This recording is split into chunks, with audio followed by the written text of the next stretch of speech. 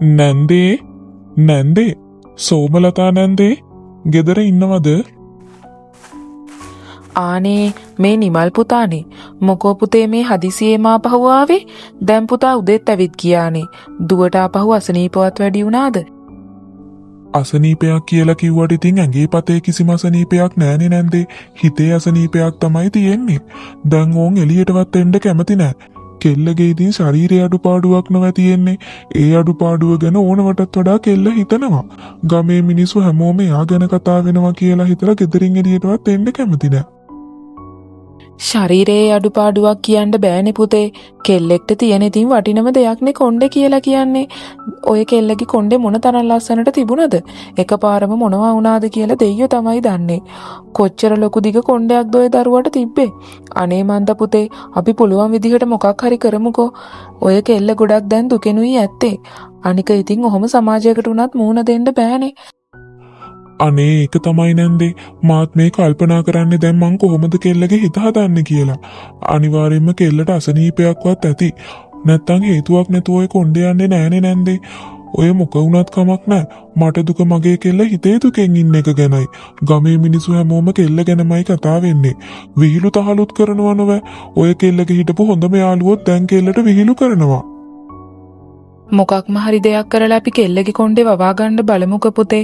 කොහොමත් ඉතින් මිනිස්සු ඉන්නේ තවත් මිනිසෙක්ට කරදරයක් වෙනකන් නොව hina වෙන්න. ඔය කෙල්ලගේ කොණ්ඩේ කොච්චර නම් ලස්සනට තිබුණද? ඒත් කවුරුවත්ම ඔය කෙල්ලගේ කොණ්ඩේ ලස්සනයි කිව්වේ නෑ. දැන් කෙල්ලට කොණ්ඩේ නැති වුණාට පස්සේ හැමෝම විහිළු කරන්න පටන් අරන්. කොහොම හරි කෙල්ලගේ හිත හදන්න අපිට ඉතින් වෙන කරන්න දෙයක් නෑනේ පුතේ. මාත් මේ එකටම තමයි නැන්දේ ආවේ. අනේ නැන්දේ පුළුවන් නම් ඇවිල්ලා අපේ කෙල්ලගේ හිත හදන්න. කෙල්ල ගොඩක් දුකෙන් ඉන්නේ නැන්දේ. මට බයයි ජීවිතේට හරි මොකක් හරි අනතුරක් කරගයි කියලා. ගමේ මිනිස්සු ඒ තරමටම කෙල්ලට hina වෙනවා. හරි පුතේ. ඔහොම ඉන්නකෝ. මම හවස් වරුවේ ඒ පැත්තේ ඇවිත් යන්න එන්නම්. මං එහෙනම් ගිහින් එන්නම් සෝමලතා නැන්දේ. නන්දට පුළුවන් නම් අර කොණ්ඩේ වෙවෙන්න ගානවා කියපු තෙල් එකත් අරගෙන එන්න. කෙල්ල ඒක ගේනකම් බලාගෙනයි ඉන්නේ. කුමක් හෝ හේතුවක් නිසා නිමල්ගේ දියණියගේ හිසකෙස් සියල්ලම මේ වෙනකොටත් ගැලවී ගිහින් තිබුණා. ඇයගේ තට්ටේ පෑදී තිබුණා. ඉතින් නිමල් Tamanගේ දියණියගේ මේ කොණ්ඩේ නැවතත් වවා ගන්න නොකරපු දෙයක් නම් නැහැ. නමුත් තවමත් ඇයගේ කොණ්ඩය හරි හමන් විදිහකින් වැවෙන්නේ නම් නැහැ. ඉතින් නිමල්ගේ දියණිය බොහෝම දුකින් තමයි කාලය ගත කරන්නේ. මොකද ගමේ සෑම කෙනෙක්ම ඇයට උසුළු විසුළු කරමින් සිටියා. ඉතින් අය මේ නිසා බොහෝම කනගාටු වෙනුයි ජීවත් වුණේ. මහාඇමතිතුමා ඔබතුමා මොකද හදිසියෙම මේ පැත්තේ? ඔබතුමාටත් අලුත්ම ආරංචිය ලැබිලා වගේ මේ පැත්තට ඇවිත් තියෙන්නේ. ඒ මොකද්ද ගුණදාස අලුත් ආරංචිය? ඇයි මොකද්ද වෙලා තියෙන්නේ? ඇයි ඔබතුමා දන්නේ නැද්ද? අර නිමල් ඉන්නේ. අර ලොකු කොණ්ඩයක් තියෙන දරුවෙක් හිටියේ. නිමල්ගේ කෙල්ල නොඇයි. නිමල්ගේ කෙල්ලගේ මුළු කොණ්ඩෙම දැන් ගිහිල්ලලු. මුළු ඔළුවම රැලි වැටිලා. ඒ වගේම කොණ්ඩෙත් ගිහිල්ලා. පිරිමි මිනිසෙක්ටත් වඩා කැතයි නොව දැන්. ඔබතුමත් ගිහින් බලන්නකෝ. බලන්නවත් බෑ බය හිතෙනවා. මුළු ඔළුවම රැලි වැටිලා තට්ටේ පෑදිලා. හරිම කැතයි මහා ඇමතිතුමා. ඉතින් ගුණදාස ඒ දරුවා ඒ තරමටම විරූපී වෙලා නම් අපි මොනවද ගිහින් බලන්නේ? ඒකෙන් වෙන්නේ ඒ දරුවා තවත් අපහසුතාවයට පත් වෙන එකනේ. අපි කරන්න ඕනේ ඒ දරුවා ගැන ගමේ හැමතැනම කිය විහිළු කරන එක නෙවෙයි. ඒ දරුවට සුව වෙන්න මොකක් හරි උපකාරයක් කරන එකයි. ඔහේ අය මේ විදිහට ඒ ගැන කිය මුළු ගමේම ඇවිදින්නේ. ඒකෙන් ඒ දරුවා මොන තරම් අපහසුතාවයට පත් වෙනවද? මම කියනවට මහා ඇමතිතුමා එකපාරක් ගිහින් බලන්නකෝ. හරිම වයසක පෙනුමක් තමයි ඒ දැරිවිට තියෙන්නේ. මුළු ඔළුවම රැලි ගැහිලා හරිම විරූපී. මහා ඇමතිතුමා මං කියනවට එකපාරක් ගිහින් බලන්නකෝ. ඉතින් මේ වගේ දෙයක් කවදාවත් දකින්න ලැබෙන්නේ නැහැ. මගේ ජීවිතේටත් මං ඔය පළවෙනි පාර නෑ දැක්කේ. ඔහේට ඇත්තටම පිස්සුද ගුණදාස? මට නම් ඕන නෑ ඒ දරුවව තවත් අපහසුතාවයට පත් කරන්න. ඔහේට ඕන නම් ගිහින් බලන එකයි ඇත්තේ. ඔහේ මේ විදිහට හැසිරුණොත් ඒ දරුවා තවත් අපහසුතාවයට පත් වෙනවා. ඔය දරුවව හොඳ කරගන්න පුළුවන් දෙයක් මම කරනවා ඇරෙන්න මම නම් ගිහින් ඔය දරුවගේ අඩුපාඩුව නම් බලන්නේ නැහැ. ඔහේට ඕන නම් ඕන දෙයක් කරගන්න. ඔය වගේ දේවල් මිනිස්සුන්ට කරොත් ඔහේටත් දවසක අනිවාර්යයෙන්ම දඬුවම් ලැබේවි. මේ ගමේ මිනිසුන්ව මේ මහා ඇමතිතුමා බොහෝම හොඳින් හඳුනනවා. මොකද මහා ඇමතිතුමත් මේ ගමේම කෙනෙක්. ඉතින් මේ ගුණදාසගේ හැසිරීමට නම් මහා ඇමතිතුමා පොඩ්ඩක්වත් කැමති වුණේ නැහැ. ගුණදාස නිතරම අනිත් මිනිසුන්ගේ ඇද හොයමින් ඒ මිනිස්සුන්ව අපහසුතාවයට පත් කරන්නයි උත්සාහ කරන්නේ. ඉතින් ගුණදාසගේ හැටි හොඳින් තේරුම් අරගෙන හිටපු මහා ඇමතිතුමා ගුණදාසට බැනවදින්න පටන් ගත්තා. නමුත් ගුණදාස නම් Tamanගේ මේ නරක පුරුදු අතහරින කෙනෙක් නම් නෙවෙයි. ඉතින් ගුණදාස නිමල්ගේ දියණියගේ ඇති අඩුපාඩුව ගැන මුළු ගමේම කියන්න පටන් ගත්තා. ඉතින් මේ ගුණදාසගේ කතා අහන ගමේ මිනිසුන් හැමෝමත් නිමල්ගේ දියණියව බලන්න යන්න පටන් ගත්තා. එයින් අයව බොහොම අපහසුතාවයට පත් වුණා.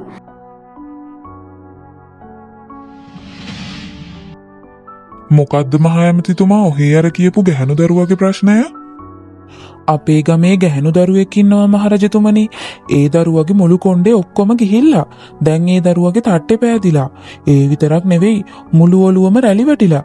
හරියට නිකන් වයසක මිනිසුන්ගේ ඇඟපත රැලි වැටෙනවා වගේ. ඒ දරුවගේ ඔළුවත් ඒ විදිහටම රැලි වැටලා නොවැ. ගමේ මිනිස්සු හැමෝම එකතු වෙලා ඒ දරුවට විහිළු කරනවා. අපහාස කරනවා. දැන් ඒ දරුවා ගොඩක් අසරණ වෙලා ඉන්නේ මහරජතුමනි. මේකට මොකක් හරි පියවරක් ගන්න ඕනේ. ඒ දරුවා පුදුම විදිහට මානසිකව වැටලා ඉන්නේ. මේ ගමේ මිනිසුන්ගේ හැසිරීම හින්දා අනිවාර්යෙන් මේ දරුවා ජීවිතේට උනත් හානියක් කරගන්න බැරි නෑ. දෙවියනේ ඒක මොනතරම්නම් නරක දෙයක්ද? ගමේ මිනිස්සු හැමෝම ඒ දරුවට විහිළු කරනවා නම් ඒ දරුවා ගොඩක් හිතේ අමාරු වෙනුයි ඇත්තේ. මහා ඇමති ගිහින් ඒ දරුවා ගැන හොයලා බලන්න. ඒ දරුවට කරන්න පුළුවන් බෙහෙත් හේත් තියෙනවා නම් ඒවත් කරලා දෙන්න. දිගටම ගමේ මිනිස්සු ඒ විදිහට දරුවට විහිළු කරනවා නම් අනිවාර්යයෙන්ම මේ මිනිසුන්ට දඬුවම් කරන්න ඕනේ. මේ ගමේ මිනිස්සු නොහිත සෙල්ලම් කරන්නේ මිනිසුන්ගේ ජීවිතත් එක්ක නොවේ. ගමේ හැම මිනිසෙක්ම එහෙම කරන්නේ නෑ මහරජතුමනි. ගමේ ගොඩක් මිනිස්සු ඒ දරුවිට උදව් කරනවා. ගමේ ගුණදාස කියලා මිනිසෙක් ඉන්නවා. මේ මිනිසයා තමයි මේ හැම ප්‍රශ්නයකටම මුල රජතුමනි. ගමේ මිනිසෙක්ගේ මොකක් හරි අඩුපාඩුවක් තිබුණොත් ඒ අඩුපාඩුව ගැන මුළු ගමේම ගිහින් පතුරවනවා. ඒක තමයි මේ මිනිසයාගේ විනෝදාංශ වෙලා තියෙන්නේ. ඒ විතරක් නෙවෙයි ගොඩක්ම කියන්නේ බොරු. මේ මිනිසයා අර දැරිවි ගැන මුළු ගමේම ගිහින් ප්‍රචාරය කරලා. ඒක නිසා ඔය ගමේ මිනිස්සු හැමෝම ඒ දැරිවිව බලන් දෙන්නේ. අනිත් එක ඒ දැරිවිට විහිළු තහලුත් කරනවා මහරජතුමනි. මේ මිනිසයා නිසා ගොඩක් මිනිස්සුන්ට ප්‍රශ්න ඇති වුණා. තවත් අපි මේක බලාගෙන හිටියොත් තව දුරටත් ප්‍රශ්න ඇති වේවි. හැම වෙලාවෙම අනිත් මිනිස්සුන්ගේ අඩුපාඩු හොය මිනිසුන්ට කරදර කරන එකමයි කරන්නේ.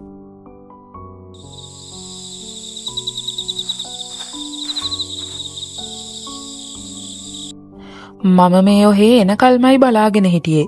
ඇත්තටම ඔහේට පිස්සුද ගුණදාස? මොකක්ද ඔහේ මේ කරන වැඩේ තේරුම?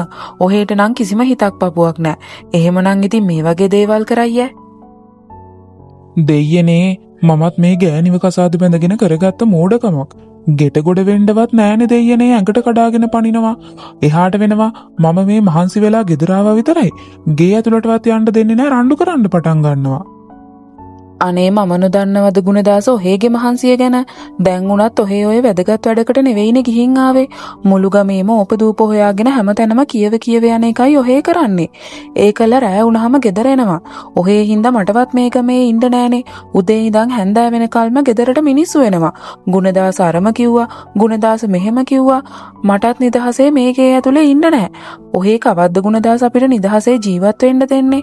දැන් බලනවකෝ අර නිමල්ගේ කෙල්ලටත් ඔහේ මොනතරම්නම් දේවල් කියලාද? ඒ කෙල්ල ගැන හොයලා බලලා ඒ කෙල්ලගේ යහපතකට නම් ඔහේ ගමේ මිනිස්සුන්ට කිව්වත් කමක් නැහැ. ඔහේ කරන්නේ ඒ කෙල්ලගේ වැරදි කියන එක නෙවෙයි. තව ගමේ මිනිස්සුත් එක්ක එකතු වෙලා ඒ ගෙදරට ගිහින් ඒ කෙල්ලට විහිළුත් කරනවා. ඔහේ නම් මහා පුදුම මිනිසෙක් ගුණදාස. ඔහේ නම් කවදා හැදෙයිද දන්නේ නැහැ.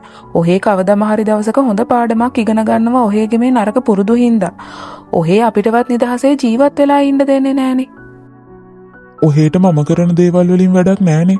ඔහේට කණ්ඩ බොණ්ඩ දෙනවා නම් ඔහේ කාලා බීලා ගෙදරට වෙලා පාඩුවේ ඉන්නවා. මම කරන කියන දේවල් ගැන හොයන්නේ නැතුව. දැන් මට කැම ටිකක් බෙදාගෙන එනවා කණ්ඩ හොඳටම බඩගිනි.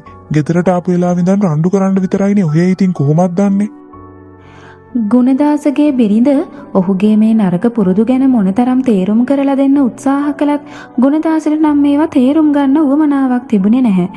ඒ වගේම Tamanගේ බිරිඳ කියන කිසිම දෙයක් ඔහු කනකටවත් ගත්තේ නම් නැහැ. ඔහුගේ පුරුදු අතහරින්නත් ඔහුට උවමනාවක් තිබුණේ නැහැ. ඉතින් මේ විදිහට තමන්ගේ බිරිඳටත් නිතරම බැනවදිමින් ගුණදාස තමන්ගේ ජීවිතය අරගෙන ගියා. ඔහුගේ මේ පුරුදු හදාගන්න නම් ගුණදාසට කිසිම උවමනාවක් තිබුණේ නැහැ.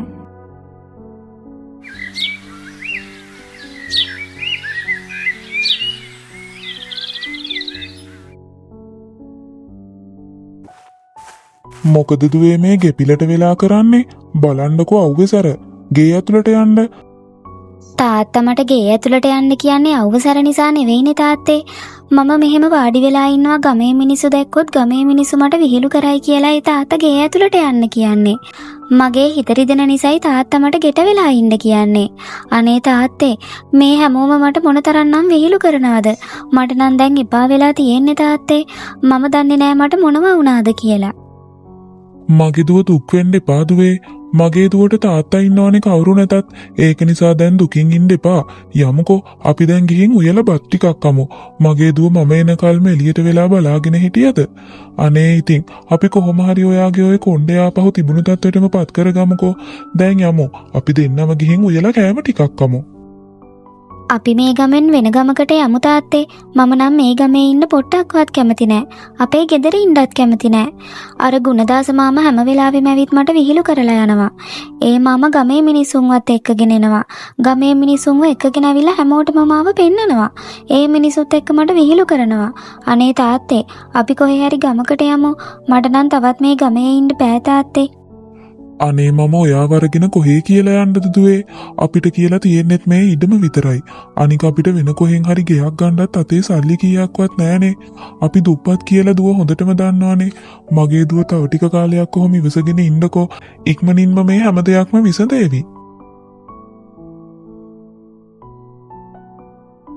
මහා ඇමතිතුමා කඩමණ්ඩිය පැත්තට ආවද? මමත් මේ ඔබතුමාව හම්බ වෙන්නමයි හිතාගෙන හිටියේ. ඔබතුමාට මේ වෙලාවේ වෙන වැඩක් නැත්තම් මට ටිකක් කතා කරන්න පුළුවන්ද? ඔව් ඔව් සෝමලතා නැන්දේ. මොකද්ද කාරණාව? අද මට රාජ්‍ය සභාවේ නිවාඩු නොවැ. ඒකයි මම මේ කඩමණ්ඩිය පැත්තට ආවේ. මහා ඇමතිතුමා දන්නව ඇතිනේ අර නිමල්ගේ කෙල්ලගේ ප්‍රශ්නේ ගැන. අනේ පොඩ්ඩක් ඒකට මැදිහත් වෙන්න මහා ඇමතිතුමා. අපේ ගමේ මිනිස්සු හැමෝම මේ කෙල්ලට කරදර කරනවා. ඒ කෙල්ලට විහිළු කරනවා. දැන් ඒ කෙල්ල ගොඩක් අසරණ වෙලා ඉන්නේ. නිමල්ටත් කර කියා ගන්න කිසිම දෙයක් නැහැ. ඒ කෙල්ලව අරගෙන මේ ගමෙන් යන්නත් නිමල්ට සල්ලිවත් නැහැනේ මහා ඇමතිතුමා. මහා ඇමතිතුමාට පුළුවන් නම් ඒ ගැන පොඩ්ඩක් හොයලා බලන්න. සෝමලතා නැන්ද වුණත් දන්නවනව අපේ ගමේ ඉස්සර මේ වගේ දේවල් උනේ නැහැ කියලා. මිනිස්සෙට කරදරයක් වුණොත් ගමේ මිනිස්සු හැමෝම එකතු වෙලා ඒ මිනිසයාට උදව් කරනවා. මේ ගුණදාස හින්දා තමයි නැන්ද මේ හැම ප්‍රශ්නයක්ම මම මහරජතුමාටත් මේ ගැන දැනුවත් කළා. මහරජතුමාත් කිව්වේ ගුණදාසට අවවාද කරන්න කියලා. ඉතින් මම ගුණදාසට හොඳින් තේරුම් කරලා දුන්නා නැන්දේ. ඒ කියන්නේ ගුණදාස තාමත් මේ වැඩේ නවත්තලා නැහැ නේද? අනිවාර්යයෙන්ම ගුණදාසට දඬුවම් කරන්න ඕනේ. නැත්තම් කවදාවත්ම ගුණදාස මේ කරන වැඩේ නවත්තන එකක් නැහැ. බලන්න ගුණන්දේ මේ ගුණදාස හින්දා අපිට මොනතරම්නම් කරදර වුණාද? ගමේ පවුල් කීයක නම් ප්‍රශ්න ඇති වුණාද? අනේ මන්ද නැන්දේ මේ මිනිස්සයා හින්දා කවදා හරි අපේ ගමට ගොඩක් ලොකු හානියක් වෙලයි නවතින්නේ. අනිවාර්යෙන්ම මේකට මොකක් හරි කරන්න ඕනේ මහා ඇමතිතුමා. ගුණදාස මේ හැසිරෙන විදිහ හින්දා අනිවාර්යෙන්ම අපිටත් ලොකු කරදරවලට මුහුණ දෙන්න වෙනවා. බලමුකෝ මහා ඇමතිතුමා පොඩ්ඩක් අවවාද කරලා බලන්නකෝ. හරි ගියේ නැති වුණොත් අනිවාර්යෙන්ම මේකට පියවරක් ගන්න ඕනේ. නැත්තම් අර කෙල්ලට මොනවා වෙයිද කියලා දෙයියෝ තමයි දන්නේ. ගමේ ගොඩක් මිනිස්සුන්ට ගුණදාසගේ මේ නරක හැසිරීම ගැන තේරුම් ගිහිල්ලයි තියෙන්නේ. මොකද ඒ හැමෝටම ගුණදාසගේ මේ පුරුදු නිසා විවිධ කරදරවලට මුහුණ දෙන්න සිද්ධ වුණා. ඉතින් හැමෝටම ඕන උනේ ගුණදාසගේ මේ නරක පුරුද්ද ඉවත් කර දාන්නයි. ගුණදාසට කොපමණ අවවාද ලැබුණත් ගුණදාස නම් Tamanගේ පුරුදු අතහරින පාටක් නැහැ. ඉතින් හැමෝම මේ ගුණදාසත් එක්ක ගොඩක් කෝපේනොයි හිටියේ. මහා ඇමතිතුමත් මේ ගුණදාසට කීප වතාවක්ම අවවාද කරලා තිබුණා. නමුත් ගුණදාස නම් මේවා කනකටවත් ගත්තේ නැහැ. ඔහු දිගටම ඔහුගේ මේ පුරුදු පවත්වාගෙන ගියා. මිනිසුන්ගේ අඩුපාඩු හොයමින් ඒවා ගමේ තැන් තැන්වල කියමින් ගමේ මිනිසුන් පිළිබඳව බොරු කටකතා පතුරවමින් මේ ගුණදාස ජීවත් වුණා. ඉතින් මේ ගුණදාසගේ පුරුද්ද නිසා ගමේ මිනිසුන් බොහෝ ප්‍රමාණයකට ගොඩක් ලොකු කරදරවලට මුහුණ දෙන්න සිද්ධ වුණා.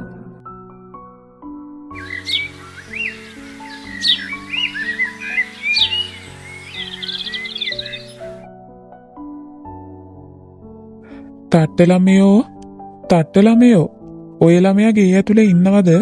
ගේ ඇතුලට වෙලා හැංගිලා ඉන්නේ නැතුව පොඩ්ඩක් එළියට එන්න.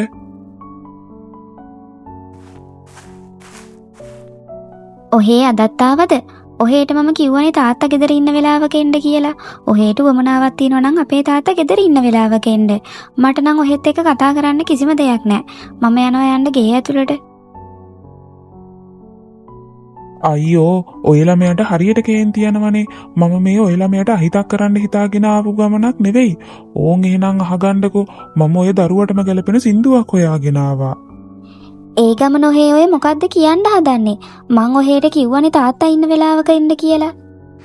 ඒක නෙවෙයි ළමයෝ. අපේ සීයාගේ තට්ටෙත් ඔයිට වඩා ලස්සනට තිබුණා. බලන්නකෝ. ඔය ළමයාගේ තට්ටේ නිකන් මොහොදු රැලි ගහලා වගේ. ඒ තරමටම කැතයි නොව.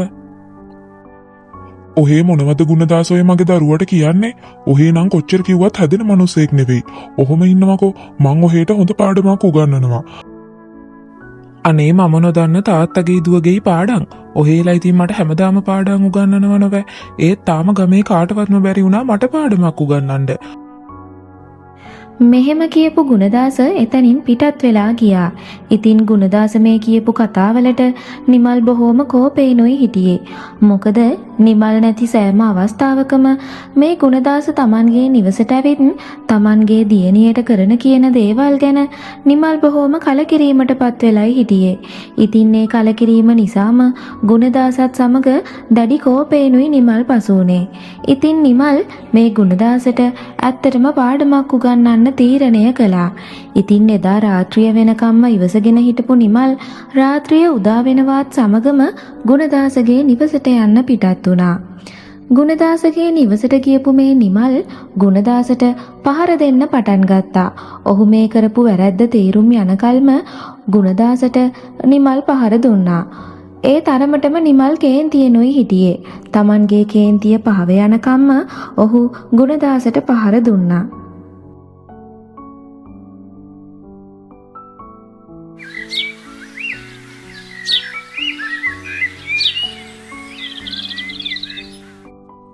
මේ තමයි මහරජතුමනි අපේ ගමේ ජීවත් වෙනවා කියපු ගුණදාස. මේ මිනිසයා තමයි ගමේ මිනිසුන්ට කරදර කරන්නේ. ගමේ මිනිසුන්ව පීඩාවට පත් කරන්නේ.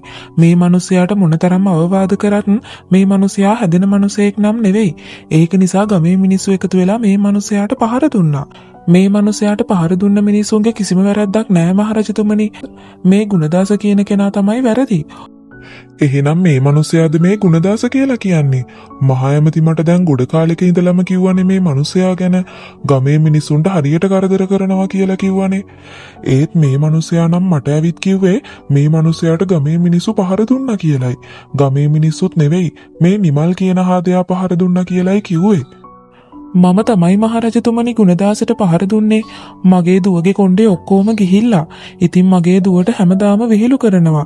ගමේ මිනිස්සුත් එක්ක ඇවිල්ලා කරදර කරනවා. මම ගොඩක් කල් ඉවසගෙන හිටියා මහරජතුමනි. බැරිම තැනයි මම මේ ගුණදාසට පහර දුන්නේ. ඒ තරමටම මගේ දරුවට කරදර කරනවා. මම ඒ හැම දෙයක් ගැනම දන්නවා. මහා ඇමතිතුමා මට හැම දෙයක් ගැනම විස්තර කියලායි තියෙන්නේ. මම ඔහේගේ දුවට තියෙන ප්‍රශ්නය ගැනත් දන්නවා. ඒ වගේම ගුණදාස ගැනත් දන්නවා. ගුණදාස ඔහේ ඔය හැසිරෙන විදිහ නිසා අවසානයේදී ඔහේමයි පිරීමට ලක් වෙන්නේ. තවත් මිනිසෙක්ගේ අඩුපාඩුවක්වත් තවත් මිනිසෙක්ගේ නොහැකියාවක්වත් අපිට අදාළ වෙන්නේ නැහැ. ඉතින් අපි මොකටද මේ මිනිස්සුන්ව පහත් කරලා සලකන්නේ? ඒ මිනිසුන්ගේ අඩුපාඩු ගැන කතා කරන්නේ. අපි අනිත් මිනිසුන්ගේ අඩුපාඩු ගැන කතා කරන්න කලින් අපේ ජීවිතයේ තියෙන අඩුපාඩුයි අපි හදා ගන්න ඕනේ. අපේ තියෙන නොහැකියාවල් තමයි අපි අඳුර ගන්න ඕනේ. ඔහේ මේ කරන වැරදි කවදාවත්ම හදාගත්තේ නැහනේ. මම රජතුමා විදිහට ඔහේට මේ අවස්ථාව දෙන්නේ. ඔහේ අද ඉඳලවත් හැදෙන්න බලන්න. ඔහේ මේ විදිහට දිගටම කරොත් ඔහේට මීටත් වඩා ලොකු දඬුවමක් මට දෙන්න සිද්ධ වේවි. අදින් පස්සේ ඔහේ මාස 3ක් යනකල්ම මේ ගමේ මිනිස්සුන්ට උදව් කරන්න ඕනේ. ගමේ මිනිස්සුන්ගෙන් කිසිම වැටුපක් ගන්න නැතුව ඒ මිනිස්සුන්ගේ වැඩ කරන්න උදව් කරන්න ඕනේ. ඔහේ මම කියන විදිහට හිටියේ නැත්තම් අනිවාර්යයෙන්ම මීටත් වඩා ලොකු දඬුවමකට ඔහේට මුහුණ දෙන්න සිද්ධ වේවි. ඔහේගේ ඔය වැරදි හදාගෙන අද ඉඳලවත් ගමේ මිනිස්සුත් එක්ක සතුටින් ජීවත් වෙන්න. ඉතින් මේ කරුණාවන්ත මහරජතුමා ගුණදාසට මේ විදිහට උපදෙස් දුන්නා. ඒ වගේම දඬුවමක් විදිහට කිසිම මුදලක් බලාපොරොත්තු නොවි ගමේ මිනිසුන්ගේ වැඩවලට මාස 3ක් යනකම්ම උදව් කරන්න කියලා කිව්වා. ඉතින් ගුණදාසත් Tamanට ලැබුණු මේ දඬුවම බාරගත්තා. ඔහු රජතුමා කියපු විදිහටම මාස 3ක් ජීවත් වුණා. ඉතින් අවසානයේදී ගුණදාස කාගේවත් අඩුපාඩුවත් කාගේවත් නොහැකියාවන්වත් හොයන්නේ නැතුව Tamanගේ පාඩුවේ රැකියාවක් කරගෙන ජීවත් වුණා. එදායින් පස්සේ ගුණදාසගේ බිරිඳටත් ගමේ මිනිසුන්ගෙන් ප්‍රශ්නයක් නම් ආවේ නැහැ. ඇයට බැනුම් අහන්න උනේත් නැහැ. ඉතින් ගුණදාසගේ මේ නරක පුරුද්ද මහරජතුමාගේ කරුණාව නිසා අවසානයේදී ඉවර වෙලා ගියා. ඉතින් ගුණදාසගේ මේ නරක පුරුද්ද ඉවර වුණ නිසා නිමල්ගේ දුවටත් ගොඩක් සතුටින් ජීවත් වෙන්න අවස්ථාව ලැබුණා. නමුත් නිමල්ගේ දුවගේ කොණ්ඩය නම් ආයෙත් කිසිම දවසක වැවුනේ නම් නැහැ. ඇය මුළු ජීවිත කාලය පුරාම කොණ්ඩයක් නැතුවයි ජීවත් වුණේ. නමුත් ඇයට එය ප්‍රශ්නයක් වුණේ නැහැ. මොකද ගමේ කිසිම කෙනෙක් ඇයව විහිළුවකට ගත්තේ නැහැ. ඇයට කරදර කරෙත් නැහැ. ඉතින් නිමල්ගේ දුවත් Tamanගේ ජීවිත කාලය පුරාම මේ ගමේ ගොඩක් සතුටින් ජීවත් වුණා.